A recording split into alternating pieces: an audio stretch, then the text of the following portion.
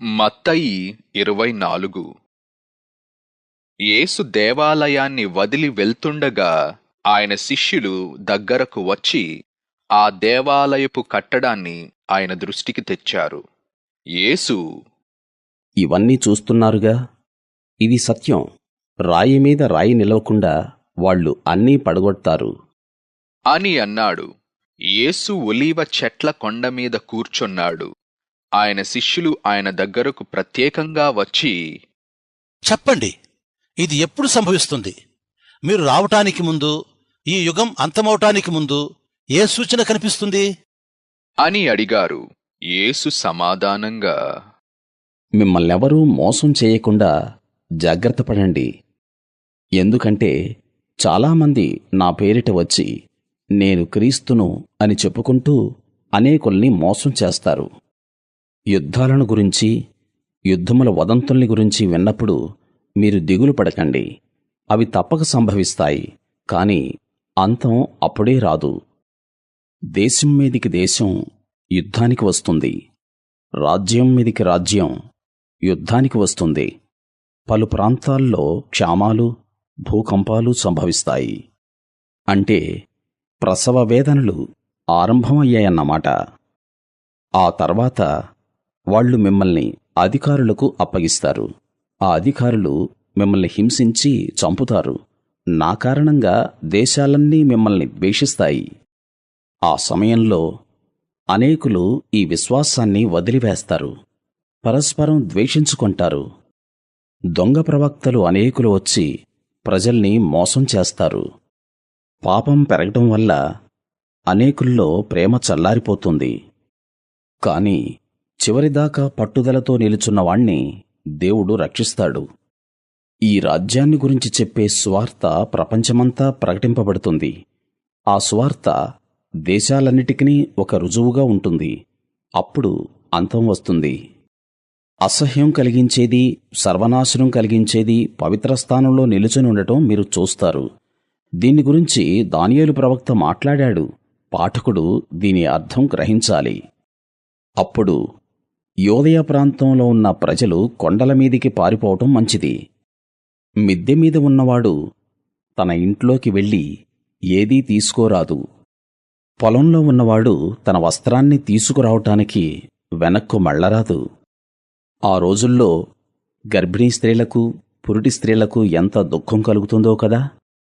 ఆ రోజుల్లో చాలా కష్టంగా ఉంటుంది. కనుక చలికాలంలో కాని, లేక విశ్రాంతి రోజు కాని పారిపోవలసిన పరిస్థితి ఏర్పడకూడదని ప్రార్థించండి.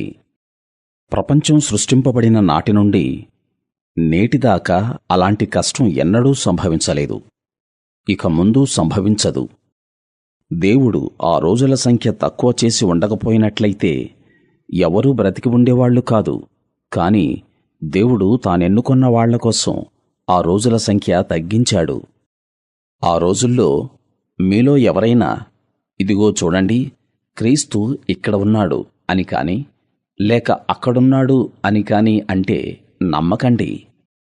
ఎందుకంటే క్రీస్తులమని, ప్రవక్తలమని చెప్పుకుంటూ ప్రజల్ని మోసం చేయడానికి గొప్ప మహత్యాలు, ఆశ్చర్యం కలిగించే కార్యాలు చేసే మోసగాళ్లు బయలుదేరుతారు. వీళ్ళు వీలైతే దేవుడు ఎన్నుకున్న వాళ్లను కూడా మోసం చేయడానికి ప్రయత్నిస్తారు. చూడండి, ముందే మీకు చెబుతున్నాను. కనుక మీతో ఎవరైనా, అదిగో ఆయన నిర్మానుష్య ప్రాంతాల్లో ఉన్నాడు అంటే అక్కడికి వెళ్ళకండి. లేక ఇక్కడ గదుల్లో ఉన్నాడు అంటే నమ్మకండి. తూర్పు నుండి పడమర దాకా మెరిసే మెరుపు వలె మనుష్యకుమారుడు వస్తాడు. శవమున్న చోటే రాబందులు ప్రోగవుతాయి. ఆ కష్టకాలం గడిచిన వెంటనే దేవుడు సూర్యుణ్ణి చీకటిగా చేస్తాడు, చంద్రుడు వెలుగునివ్వడు, నక్షత్రాలు ఆకాశం నుండి రాలిపోతాయి, ఆకాశంలోని శక్తులు కదిలిపోతాయి. అప్పుడు మనుష్యకుమారుని సూచన ఆకాశంలో కనిపిస్తుంది. భూమి మీద ఉన్న దేశాలన్నీ దుఃఖిస్తాయి. మనుష్యకుమారుడు శక్తితో, గొప్ప తేజస్సుతో ఆకాశంలోని మేఘాలపై రావటం వాళ్ళు చూస్తారు. అప్పుడు దేవుడు తన దూతల్ని గొప్ప బూరధ్వనితో పంపుతాడు. ఆ దూతలు నలువైపుల నుండి, అంటే ఆ చివరి నుండి ఈ చివరి దాకా గాలించి దేవుడెన్నుకున్న వాళ్లను ప్రోగు చేస్తారు. ఇక ఇప్పుడు అంజూరపు చెట్టు ఉపమానాన్ని గురించి నేర్చుకోండి. వాటి రెమ్మలు మృదువై ఆకులు చిగురించగానే ఎండాకాలం దగ్గరకు వచ్చిందని మీకు తెలిసిపోతుంది. అదేవిధంగా నేను చెప్పినవన్నీ చూసిన వెంటనే ఆయన దగ్గరలోనే ఉన్నాడని, అంటే మీ తలుపు ముందే ఉన్నాడని తెలుసుకుంటారు. ఇది సత్యం. ఇవన్నీ జరిగేదాకా ఈ తరం వాళ్ళు జీవించే ఉంటారు.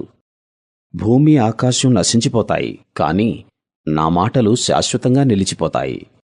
ఆ రోజును గురించి లేక ఆ ఘడియను గురించి పరలోకంలోని దేవదూతలకు గాని కుమారునికి గాని ఎవ్వరికీ తెలియదు, తండ్రికి మాత్రం తెలుసు.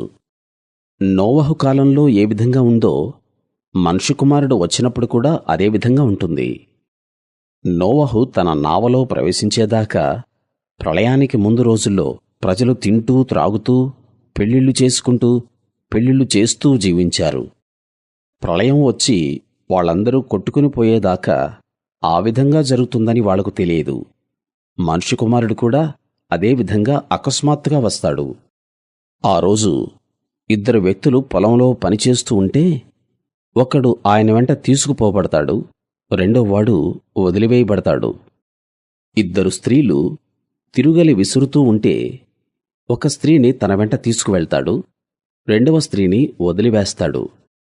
మీ ప్రభువు ఏ రోజు రానున్నాడో మీకు తెలియదు, కనుక సిద్ధంగా ఉండండి. కాని ఈ విషయం తెలుసుకోండి, ఇంటి యజమానికి దొంగ ఎప్పుడు వస్తాడో తెలిసి ఉంటే తన ఇంట్లోకి దొంగను రానీయకుండా కాపలా కాస్తాడు. మనుష్య కుమారుడు కూడా మీరు అనుకోని ఘడియలో వస్తాడు, కనుక మీరు కూడా అదే విధంగా సిద్ధంగా ఉండాలి. విశ్వాసము తెలివిగల ఒక సేవకుణ్ణి ఉదాహరణగా తీసుకోండి. అతని యజమాని అతణ్ణి తన ఇంట్లో పనిచేసే వాళ్లకు సరైన సమయంలో భోజనం పెట్టడానికి నియమించాడు. యజమాని వచ్చినప్పుడు ఆ సేవకుడు తన యజమాని చెప్పినట్లు చేస్తూ ఉంటే ధన్యుడు. నేను మీకు నిజం చెబుతున్నాను, యజమాని ఆ నౌకరును తనకున్న ఆస్తి అంతటిపై అధికారిగా నియమిస్తాడు.